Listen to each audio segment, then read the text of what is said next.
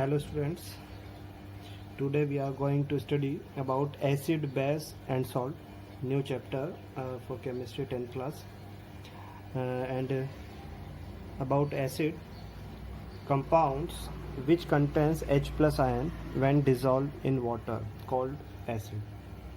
यानी कि ऐसे केमिकल कंपाउंड्स या ऐसे कोई सब्सटेंस जिनको जब आप पानी के अंदर डिज़ोल्व करते हैं, वाटर में डिज़ोल्व करते हैं, तो वो H प्लस आयन कंटेन करें, ऐसे जो मॉलिक्यूल्स हैं वो क्या कहलाते हैं? एसिड कहलाते हैं। ठीक है ना। तो आपको अगर डिफिनेशन देना है एसिड की तो आप यहाँ पर दे सकते हैं। एग्जाम्पल यहाँ पर आप ले सकते हैं, जैसे मान लीजिए आप H2SO4 की अगर बात करें तो H2SO4 जो है, जब वाटर के अंदर आप इसको डिज़ोल्व करते हैं, अगर वाटर के अंदर आपने इसको डिज़ोल्व किया तो ये जो है इसके पास H जो आयन हुआ करता है H प्लस, क्या होगा आपको पता है H2SO4 किस तरीके से केमिकल फॉर्मुलाइज होता है? तो इसमें जो H है, कितने H है? 2 H है, तो H प्लस आयन फॉर्म में चले जाएंगे और SO4 जो है वो अपना SO4 2-4 चला जाए।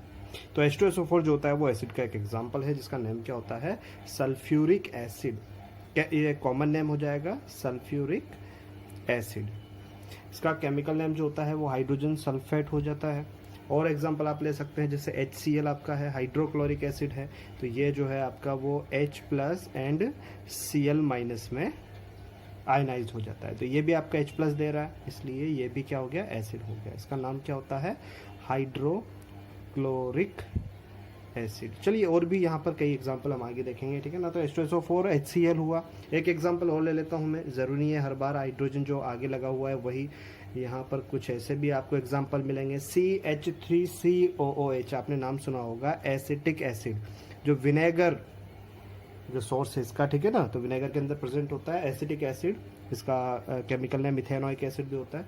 यहाँ से जब आप देखते हैं तो पानी में डिसॉल्व करने पर ये CH3COO माइनस, यानी कि जो H है वो यहाँ से आयनाइज्ड होगा, यानी कि हाइड्रोजन इसमें टोटल 4 है, लेकिन यहाँ से जो ऑक्सीजन से कनेक्ट हाइड्रोजन है सिर्फ वही क्या हो जाएगा?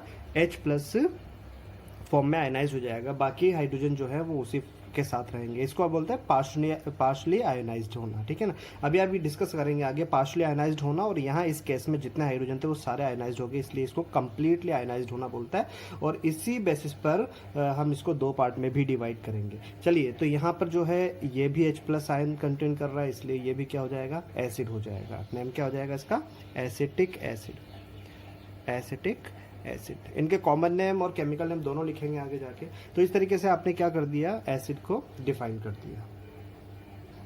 अब हम यहाँ बात कर लेते हैं properties of acids. It means कौन कौन से पैरामीटर्स हैं जिससे हम आइडेंटिफाई कर सकें पर्टिकुलर सब्सटेंस एक एसिड है, ठीक है ना। एसिड, बेस और सॉल्ट्स इन के कुछ पैरामीटर्स हैं जिन बेसिस पर आप इनको आइडेंटिफाई कर सकते हो। तो उनमें से एसिड जो है वो कैसे पता लगेगा कि आप एसिड है, ठीक है ना। तो यहाँ पर अगर हम बात करें तो पहली चीज़ जो है, जो आपको नज़र तो नहीं आएगी लेकिन एक्चुअली डेफिनेशन के हिसाब से हम देख रहे हैं कि जो H प्लस आयन कंटेन करे वो सब्सटेंस क्या होता है? एसिड। तो एक प्रॉपर्टी हो जाती है, क्या करता है ये? Contain H plus ion. और H प्लस आयन कब?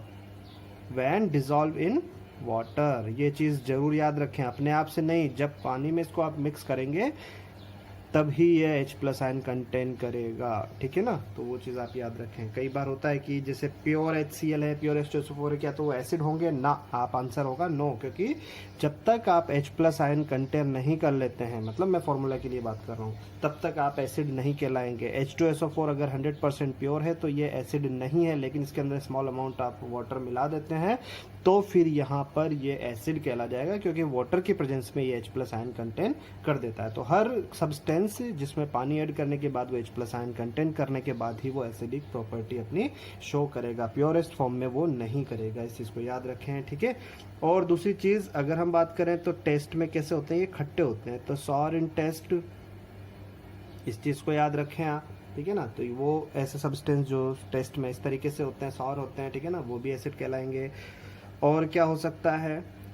और हो सकता है, देखिए अगर हम नेचर की बात करें तो कोरोजिव नेचर इनका होता है, कोरोजिव नेचर। आपको कोरोजन पढ़ा है फर्स्ट चैप्टर में, उसमें मैंने आपको बताया था कि कोरोजन जो होता है यानी कि जो रस्टिंग होता है वो किन की प्रेजेंस में होता है। उसके लिए जो प्रेजेंस होना चाहिए, किसका होना चाहिए, मॉइस्चर का होना चाहिए, एयर का होना चाहिए, और मान लीजिए एसिडिक मॉलिक्यूल है तो वो भी क्या करते हैं, कोरोजन करते हैं। तो इनका नेचर कैसा हो जाता है, कोरोजिव नेचर हुआ जाता है।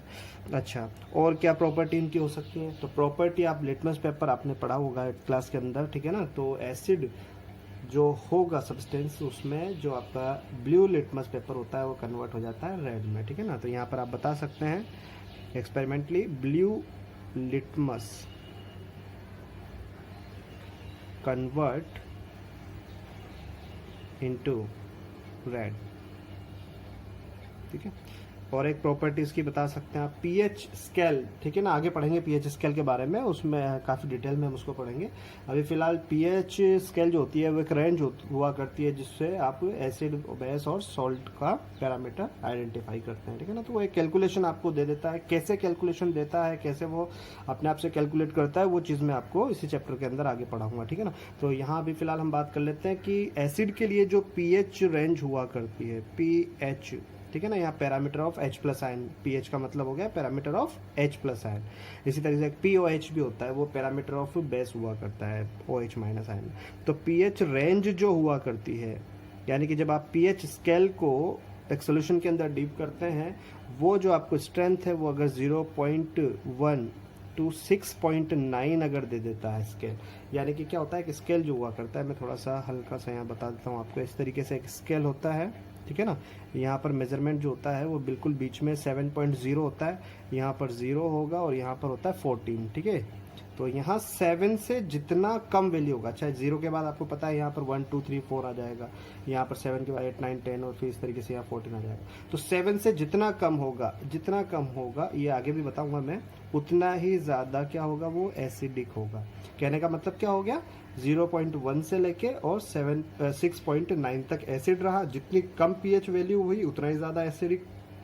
7 जो होता है उस पर सब्सटेंस होता है न्यूट्रल होता है, ठीक है ना, यानी कि उसको आप सॉल्ट बोल दिया करेंगे। और 7 से जितना ज़्यादा रेंज बढ़ता चला जाएगा वो उतना ज़्यादा बेसिक हो जाएगा। ये चीज़ आगे भी हम डिस्कस करेंगे कैलकुलेशन निकालने के बाद। तो यह अभी फिलहाल मैंने बता दिया कि 0.1 से लेके 6.9 तक अगर पीएच अपनी वैल्यू दे रहा है तो इट मीन्स वो एसिड। अभी जितना कम होगा, मान लीजिए 0.1 है तो वो सबसे ज़्यादा एसिडिक है, 6.9 है तो वो सबसे कम एसिडिक है, 7 पर वो न्यूट्रल हो जाता है और उससे आगे जो है वो बेसिक चला जाता है। तो इस तरीके से यहाँ पर जो है एसिड की कुछ प्रॉपर्टीज हैं। इसके बाद हम जो है कुछ बेसिस पर एसिड के टाइप्स देख लेते हैं। टाइप्स ऑफ एसिड में हम बात करें तो एसिडिक स्ट्रेंथ, यानी कि स्ट्रेंथ के बेसिस पर जो है एसिड को दो फॉर्म में डिवाइड किया जा सकता है, strong acid and weak acid. इसी तरीके से हम डाइल्यूशन बेसिस पर भी इसको दो पार्ट में डिवाइड करेंगे, जो आपने पढ़ा भी होगा, सुना भी होगा, डाइल्यूट और कॉन्सेंट्रेटेड एसिड, ठीक है ना। तो सबसे पहले on the basis of acidic strength अगर हम बात करें तो दो टाइप हुआ करेंगे। एक तो होगा आपका स्ट्रॉन्ग एसिड, जिसका दूसरा नाम होता है मिनरल एसिड। इसको आप सिंथेटिक एसिड भी बोल सकते हैं, यानी कि ये बनाया जाता है, ठीक है ना। मिनरल एसिड, यानी कि यहाँ पर मिनरल एसिड की हम बात करें तो ये क्रस्ट से आपको मिल सकता है स्ट्रॉन्ग एसिड। और इसके अलावा इसको आप इनऑर्गेनिक एसिड भी बोल सकते हैं, इनऑर्गेनिक एसिड। तो पहला एसिड ये हुआ। बोले क्या क्या इन फर्क है स्ट्रॉन्ग एसिड और वीक एसिड में, क्या डिफरेंस है? तो बहुत ही सिंपल सी चीज़ अभी मैंने थोड़ी देर पहले आपको बताई थी कि कुछ ऐसे एसिड होते हैं जो अपने सारे H प्लस आयन कंटेंट कर देते हैं, यानी कि जो कम्प्लीटली आयनाइज्ड हो जाते हैं वो क्या होते हैं, देखो जितने ज़्यादा H प्लस आयन कंटेंट करेगा, यानी कि एक सोल्यूशन के अंदर जितने ज़्यादा H प्लस होंगे वो उतना ही ज़्यादा एसिडिक होगा। तो भी सीधी सी बात है कि कोई ऐसा सब्सटेंस जो अपने सारे H प्लस आयन कंटेंट कर दे वो क्या होंगे, स्ट्रॉन्ग एसिड होंगे, है मिनरल एसिड होंगे या इनऑर्गेनिक एसिड होंगे, ठीक है। तो आप बता सकते हैं यहाँ पर विच contain H plus ion completely called strong acid, या फिर इनको आप सिंथेटिक एसिड भी बोल सकते हैं। बोले एग्जाम्पल, तो यहाँ पर एग्जाम्पल हम लिख लेते हैं। तो जैसे आपका एक तो सल्फ्यूरिक एसिड होता है, सल्फ्यूरिक एसिड जिसका फॉर्मूला क्या होता है H2SO4। इसी तरीके से हाइड्रोक्लोरिक एसिड, हाइड्रोक्लोरिक एसिड, यहाँ पर HCl होता है, ये भी अपने सारे H+ आयन कंटेन कर लेगा। इसी तरीके से आपका नाइट्रिक एसिड होता है, नाइट्रिक एसिड, ये आपका HNO3 होता है, ये भी एक H है, वो भी कंटेन कर लेगा। इसी तरीके से कई सारे होते हैं, ठीक है ना। तो ये कुछ कॉमन मैं आपको बता रहा हूँ। फास्फोरिक एसिड,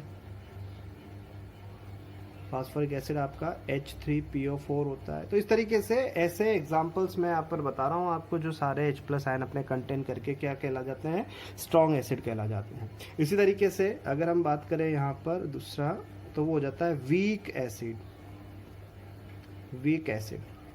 और इनको आप क्या बोल देंगे, वीक एसिड को आप ऑर्गेनिक एसिड भी बोलते हैं, जो कि ऑर्गेनिक कंपाउंड्स के अंदर आपको मिल जाएंगे। ऑर्गेनिक एसिड, ऑर्गेनिक एसिड यानी कि आपको लिविंग थिंग्स के अंदर ये एसिड मिलेंगे। मिनरल का मतलब अर्थ क्रस्ट से आपको मिला, सिंथेसाइज किया आपने उसको। यहाँ वीक एसिड जो होता है आपका ऑर्गेनिक यानी कि लिविंग ऑर्गेनिज्म के अंदर आपको मिल जाता है। जैसे कई सारे फ्रूट्स हैं, ठीक है ना, उनमें आपको मिल जाएगा। तो यहाँ पर वीक एसिड क्या हो जाएंगे, जो कम्प्लीटली H+ आयन है। वीक मतलब जो H+ जहाँ पर स्ट्रेंथ कम हो। तो ऐसे कंपाउंड्स जो कम्प्लीटली ना देखे पार्शली आयनाइज्ड होते हैं, वो कहलाते हैं आपके वीक एसिड। तो सिंपली आप लिख सकते हैं यहाँ पर विच कंटेन H+ आयंस पार्शली, या कहते हैं हम कि जो सब्सटेंस पार्शली आयनाइज्ड होते हैं, H+ देते हैं पार्शली, उनको आप क्या बोल देंगे, कॉल्ड वीक एसिड या फिर ऑर्गेनिक एसिड। ठीक है ना। यहाँ पर एग्जांपल हम देख लेते हैं। अभी मैंने आपको बताया HCOOH, आपने सुना होगा फॉर्मिक एसिड, फॉर्मिक एसिड, या फिर आप इसको मिथेनोइक एसिड भी ये इसका कॉमन नेम हो जाता है। मैं बता देता हूँ यहाँ पर, ये इसका कॉमन नेम है। और मिथेनोइक एसिड ये इसका जो है केमिकल नेम है। ठीक है ना, एक ही चीज़ है। अच्छा, ये सोर्स क्या है इसका, तो सोर्स आप याद रखें जो एंट स्टिंग होती है, एंट स्टिंग, या फिर हम कहें बी स्टिंग, मधुमक्खी जो हुआ करती है, बी स्टिंग, है ना, तो वो इसका सोर्स हुआ करता है। इसी तरीके से आपका CH3COOH, यहाँ से देखो पार्शली आयनाइज्ड, ये कैसे हो रहा है, ये यहाँ से मैं इसको हल्का सा ऐसे कर देता हूँ, ठीक है ना, ये H+ यहाँ से देता है। तो इसमें 2 H है लेकिन आयनाइज्ड एक ही होगा, इसमें 4 है लेकिन आयनाइज्ड एक ही होगा। अब इस पर प्लस आया तो इस पार्ट पर आ जाता है माइनस, है ना। तो इस तरीके से इसी अट्रैक्शन से तो ये बना था। ये आपका हो जाता है एसिटिक एसिड, एसिटिक एसिड। और यहाँ पर जो है इसको बोल देंगे आप इथेनोइक एसिड, इथेनोइक एसिड। तो ये इसका कॉमन नेम हो गया और ये इसका केमिकल नेम हो गया। अगर मैं सोर्स की बात करूं तो सोर्स इसका क्या होता है, विनेगर। सबके घर में होता है सिरका। तो विनेगर जो होता है उसमें 5 to 6% जो होता है वो एसिटिक एसिड का सोल्यूशन होता है। मतलब विनेगर के अंदर 5 से 6% जो होता है वो एसिटिक एसिड होता है, बाकी उसमें पानी होता है। तो वो सोल्यूशन आपका कहलाता है विनेगर। तो इसी तरीके से अगर अदर एग्जांपल देखें, देखो एग्जांपल कई सारे हैं और इसकी एक लिस्ट भी मैं बना दूंगा, ठीक है ना। उसमें आपके कॉमन नेम और केमिकल नेम सारे होंगे, कई सारे उनके सोर्सेज वगैरह जो भी हैं वो सारे एक लिस्ट बना के मैं आपको दे दूंगा, ठीक है ना। अभी सिंपली जो आपके फ्रूट्स के अंदर प्रेजेंट हुआ करते हैं, जैसे कि एप्पल है अपना, एप्पल के अंदर मैलिक एसिड होता है। मैं लिख देता हूँ यहाँ पर मैलिक एसिड, इनका फॉर्मूला सोर्स वगैरह सब आगे लिख देंगे। अभी सिर्फ मैं इसको डिफाइन किया था इसलिए यहाँ पर कुछ example. Citric acid, citric acid जो सिट्रस फ्रूट्स के अंदर प्रेजेंट होते हैं, जैसे आपका लेमन हुआ, ठीक है ना, लेमन के अलावा ऑरेंज हुआ, तो जितने भी खट्टे जो फ्रूट्स हैं वो सब के अंदर सिट्रस एसिड हो जाता है, सिट्रिक एसिड हो जाता है, ठीक है। इसी तरीके से अगर हम बात करें और एग्जांपल देख सकते हैं, जैसे अपना कर्ड हुआ, तो कर्ड हुआ या मिल्क हुआ, उसके अंदर लैक्टिक एसिड प्रेजेंट होता है, लैक्टिक एसिड। इसी तरीके से टोमेटो है, उसके अंदर ऑक्सैलिक एसिड होता है, ऑक्सैलिक एसिड। इनका फॉर्मूला और नेम वगैरह सबकी लिस्ट में बना। और भी आप बता सकते हैं, एक दो बोरिक एसिड आपका हुआ, बोरिक एसिड जो आई वॉश के लिए यूज होता है, ठीक है ना। तो इस तरीके से कई एग्जांपल यहाँ पर हो सकते हैं। ये वीक एसिड होता है। तो on the basis of acid strength we can divide into two parts, strong acid and weak acid. Strong acid which contain H plus ion completely other than which contain H plus ion that is called weak acid. यहाँ पर example आपके सामने है। इस तरीके से हम on the basis of dilution, dilution का मतलब क्या होता है, वाटर मिक्स कर देना, ठीक है ना। अब जितना ज़्यादा वाटर होना उतना ज़्यादा सब्सटेंस का डाइल्यूट होना माना जाता है। सोल्यूशन बना रहे हैं तो वो कितना ज़्यादा डाइल्यूट है वो डिपेंड करता है इन वाटर अमाउंट। तो यहाँ पर जो है अगर वाटर अमाउंट कम है या वाटर अमाउंट ज़्यादा है तो उस बेसिस पर इसको दो पार्ट में डिवाइड किया गया है। जहाँ वाटर कम है वो कहलाता है कॉन्सेंट्रेटेड एसिड। कॉन्सेंट्रेटेड एसिड क्या हो जाएगा, जहां पर large amount of acid plus less amount of water, ठीक है। तो वो क्या हो जाएगा, कॉन्सेंट्रेटेड एसिड हो जाएगा। जैसे एग्जांपल लिया अभी मैंने कि 10 ml जो है मैंने HCl ले लिया प्लस सॉरी यहाँ पर हम इसको बढ़ा लेते हैं। मैंने यहाँ पर ले लिया 40 ml HCl ले लिया और मैंने ले लिया यहाँ पर 60 ml वाटर। और एक केस में मैंने लिया है 30 ml HCl प्लस 70, दोनों 100 ml सोल्यूशन मैंने बनाया है दोनों केस में, है ना। यहाँ पर भी देखो 6 से 100 और यहाँ पर भी 100। तो इसमें अगर देखा जाए तो दोनों में कंपेयर कीजिए आप। कंपेयर जब आप करोगे तो कॉन्सेंट्रेशन जो है एसिड का वो किस में ज़्यादा आपको मिलेगा, यहाँ पर आपको एसिड का कॉन्सेंट्रेशन ज़्यादा मिलेगा। तो जहाँ दो सॉल्यूशन में आप कंपेयर करेंगे, देखो ऐसा इसका फिक्स डेफिनेशन नहीं होता है, ठीक है ना। Large amount of acid and less amount of water एक फिक्स डेफिनेशन नहीं। इसका मतलब ये है कि दो सॉल्यूशन को आप जब कंपेयर कर रहे हैं तो एसिड का कॉन्सेंट्रेशन जहाँ पर ज़्यादा है वो ज़्यादा कॉन्सेंट्रेटेड होगा, दूसरा जो होगा वो क्या होगा, डाइल्यूट होगा। जैसे अगर हम बात करें तो ये वाला केस इसमें कॉन्सेंट्रेशन एसिड का ज़्यादा है इसलिए इसके कंपेयर में ज़्यादा कॉन्सेंट्रेटेड है। और अगर हम डाइल्यूट की बात करें तो यहाँ पर इसका एसिड का कॉन्सेंट्रेशन कम है इसलिए ये जो है वो इसके कंपेयर में ज़्यादा डाइल्यूट होगा। तो इन दोनों को कंपेयर किया तो ये कॉन्सेंट्रेटेड हुआ और ये कंपेरेटिवली डाइल्यूट हुआ, ठीक है। तो यहाँ पर मैं बता देता हूँ, जैसे मान लीजिए ये A है और ये B है, तो आप बता सकते हैं A is more concentrated than B। दो सॉल्यूशन सैंपल आपने यहाँ पर लिए हैं तो इस तरीके से आप बता सकते हैं। दूसरा जो अपना होता है डाइल्यूट होता है, तो बिल्कुल अभी इसका अपोजिट मैंने बता दिया। डाइल्यूट एसिड में क्या हो जाएगा, डाइल्यूट एसिड में जो है वो लेस अमाउंट जो है वो एसिड का रहेगा, less amount of acid plus large amount of water. मैं कंपैरेटिवली लिख देता हूँ दोनों जगह, ठीक है ना, क्योंकि मैंने बता दिया कि फिक्स डेफिनेशन नहीं है। कंपैरेटिवली यहाँ पर भी मैंने लिख दिया और यहाँ पर भी मैंने लिख दिया, मतलब दो सॉल्यूशन को जब आप कंपेयर करेंगे तो तब आपको पता चलेगा, ठीक है। तो यहाँ पर जैसे मान लीजिए वही आपने फिर से एक सैंपल लिया जिसमें आपने 10 ml लिख देता हूँ मैं ml H2SO4 लिया और 90 ml आपने फिर से आप 100 ml सोल्यूशन बना रहे हैं। और यहाँ पर B जो केस आप ले रहे हैं उसके अंदर 20 ml इस बार आप जो है वो H2SO4 ले रहे हैं प्लस 80, दोनों 100 ml आपने बनाया है। तो देखिए इस बार डाइल्यूट बताना है आपको, तो जहाँ पर कॉन्सेंट्रेशन एसिड का कम हो, लेस अमाउंट ऑफ एसिड, तो ये दिख रहा है आपको, ठीक है।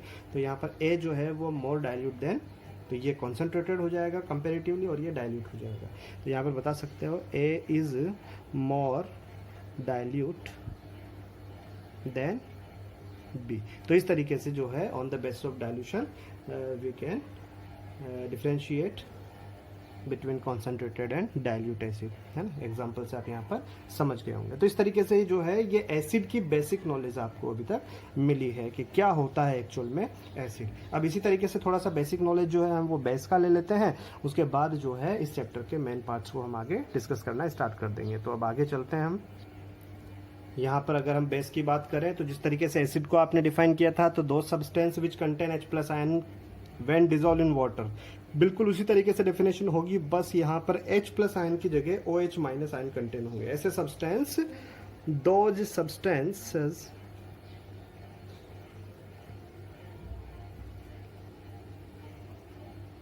which contain hydroxide, OH minus जिसको अपन बोलते हैं हाइड्रोक्साइड, हाइड्रोक्साइड या फिर इसको हम बोलते हैं हाइड्रोक्सिल, हाइड्रोक्साइड या फिर हाइड्रोक्सिल आयंस। और ये भी कब होगा? व्हेन डिजॉल्व इन वाटर, यानी कि प्योर फॉर्म में ये भी बेस नहीं कहलाएंगे, व्हेन डिजॉल्व इन वाटर। ऐसे सब्सटेंसेस को आप बोल देंगे कॉल्ड बेसिस। जैसे एग्जांपल, अब जैसे वहाँ H प्लस होना जरूरी था वैसे यहाँ पर OH माइनस होना जरूरी है, तो जैसे आपका ये NaOH हुआ। इसी तरीके से आपका यहाँ इसका नेम भी मैं साथ में बता देता हूँ यहाँ पर, है ना, डिफाइन करी दी है। NaOH जो है आपका वो सोडियम हाइड्रोक्साइड होता है, सोडियम हाइड्रोक्साइड। अच्छा, कॉमन नेम भी साथ में बताता चलता हूँ मैं, ये मैंने पहले केमिकल नेम लिख दिया है इस बार, ये केमिकल नेम है और इनका कॉमन नेम होता है कॉस्टिक सोडा, कॉस्टिक सोडा। इस तरीके से KOH, यहाँ इसका अगर मैं नेम बताऊँ आपको तो केमिकल नेम पहले लिखा जा रहा है, तो पोटेशियम, पोटेशियम हाइड्रोक्साइड, और इसका कॉमन नेम हो जाएगा कॉस्टिक पोटाश, कॉस्टिक पोटाश। इस तरीके से और एग्जांपल ले लीजिए, MgOH ट्वाइस, तो यहाँ पर देखिए आप MgOH ट्वाइस जो अपना हो गया वो मैग्नीशियम हाइड्रोक्साइड हो जाएगा, मैग्नीशियम हाइड्रोक्साइड। इसका कॉमन नेम होता है मिल्क ऑफ मैग्नीशिया, सुना होगा आपने मिल्क ऑफ मैग्नीशिया, जो कि एसिडिटी को न्यूट्रल करने का एक सॉल्ट होता है, मिल्क ऑफ मैग्नीशिया। इनो वगैरह आप देखा है ना, तो उसके अंदर मिल्क ऑफ मैग्नीशिया सोल्ट ही आपका होता है। इसी तरीके से आपका कैल्शियम ऑक्साइड, ये फर्स्ट चैप्टर में भी आपने पढ़ा होगा, कैल्शियम हाइड्रोक्साइड, कैल्शियम हाइड्रोक्साइड, ये कहला जाएगा आपका, इसका कॉमन नेम हो जाएगा लाइम वाटर।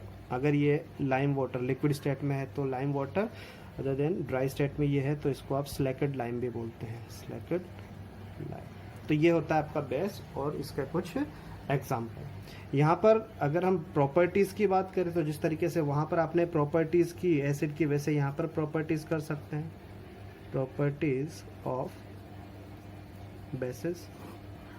तो क्या क्या प्रॉपर्टी कर देंगे, जैसे वहाँ पर पहला प्रॉपर्टी आपका क्या था, H प्लस था, यहाँ पर क्या है, जो कंटेन करे OH minus ion, contain OH minus यानी कि hydroxyl ion when dissolve in water. दूसरा टेस्ट के बारे में आपने बताया था, तो वहाँ सॉर टेस्ट था, यहाँ पर बीटर टेस्ट होता है, बीटर इन टेस्ट। बीटर टेस्ट कैसा हो जाएगा, जैसे साबुन वगैरह जो है वो टेस्ट करके देखना, पता चल जाएगा बीटर टेस्ट कैसा होता है। नेचर की अगर हम बात कर ले, वहाँ पर नेचर कैसा था, कोरोजिव था, यहाँ पर सोपी नेचर होता है इसका। वहाँ पर जो है आपने देखा कि ब्लू लिटमस को रेड में कन्वर्ट कर रहा था, यहाँ उल्टा हो जाता है, red litmus convert into blue. इसी तरीके से एक था वहाँ पीएच रेंज की हम बात करें, पीएच रेंज जो था, पीएच रेंज वहाँ पर कितना था, 0.1 to 6.9, उसके अलावा 7.0 पे न्यूट्रल हो जाता है और 7.1 to 14.0। तो मैंने बता दिया था कि जैसे जैसे वैल्यू बढ़ेगी वैसे वैसे बेस होता चला जाएगा। तो 14.0 मोस्टली बेसिक होगा, मतलब सबसे ज़्यादा बेसिक होगा, और यहाँ पर जो है सबसे कम जो बेसिक नेचर होगा वो 7.1 वाले सब्सटेंस का होगा। ठीक है, तो इस तरीके से ये प्रॉपर्टी रहती है। साथ में एक छोटी सी चीज़ मैं यहाँ पर आपको बता देता हूँ, बहुत काम की है अगर आगे देखा जाए, आगे के हिसाब से। एल्कलीज, एल्कली क्या होते हैं, बेस के साथ एल्कली को डिफाइन करना भी ज़रूरी है। तो देखो बेस ज़रूरी नहीं है आपको हर जगह, बेसिक सॉल्ट्स भी हुआ करते हैं जिनके पास OH नहीं हुआ करते हैं, ठीक है ना, तो वो आपके वीक बेस कहलाते हैं। वीक और स्ट्रॉन्ग बेस की अगर हम बात करें तो देख लिया कि जहाँ पर OH माइनस सबसे ज़्यादा हो, जैसे स्ट्रॉन्ग एसिड था आपका, वहाँ H+ सबसे ज़्यादा होना था। तो जहाँ OH माइनस सबसे ज़्यादा हो वो क्या होगा, स्ट्रॉन्ग एसिड होगा, और जहाँ कम होगा वो वीक हो जाएगा। तो कुछ ऐसे बेसेस जो वाटर में क्या होते हैं, सोल्यूबल होते हैं, ठीक है ना, जो वाटर में क्या होते हैं, कंप्लीटली सोल्यूबल होते हैं, ऐसे बेसेस को आप क्या बोलते हैं, एल्कली। तो bases which are completely soluble in water known as alkalis। जैसे आपके जो भी स्ट्रॉन्ग बेसेस है, NaOH हुआ आपका, KOH हुआ, ठीक है ना, ये स्ट्रॉन्ग एल्कली हो जाते हैं। एल्कली जो नेचर होता है वो magnesium hydroxide and calcium hydroxide का भी होता है, लेकिन मैक्सिमम जो एल्कली नेचर होगा वो किसका होगा, सोडियम हाइड्रोक्साइड एंड KOH का यहाँ पर हो सकता है। तो कहने का मतलब ये है कि सारे जो बेसेस हैं वो वाटर के अंदर डिजोल्व नहीं होते हैं, लेकिन जो डिजोल्व हो जाते हैं वो क्या कहलाते हैं, एल्कली। तो क्या कह सकते हैं आप, एक स्टेटमेंट बता सकते हैं इसके लिए, नोट लगा के बता दीजिए कि जितने भी एल्कलीज हैं, ऑल एल्कलीज आर बेसेस। जितने भी एल्कली हैं उन सबको आप बेस कह सकते हैं, लेकिन all bases are not alkali. सारे बेसेस जो हैं वो एल्कली नहीं हो सकते, क्योंकि सारे बेस जो हैं वो पानी में डिजोल्व नहीं होते हैं कम्प्लीटली, लेकिन जो डिजोल्व होते हैं उनको आप बेस और एल्कली बोल सकते हैं। तो सारे एल्कली बेसेस होते हैं, लेकिन सारे बेस एल्कली हो ऐसा नहीं होता है, ठीक है। तो इस तरीके से आपने ये बेस को डिफाइन किया और इसकी प्रॉपर्टी को लिख दिया। इसके बाद इसी तरीके से हल्का सा बेसिक नॉलेज जो है हम सॉल्ट्स के बारे में लेंगे नेक्स्ट लेक्चर में, और उसके बाद धीरे धीरे जो है हम एसिड बेस थ्योरी की तरफ बढ़ते हुए कई सारे सॉल्ट्स को डिस्कस करेंगे। तब तक के लिए बाय।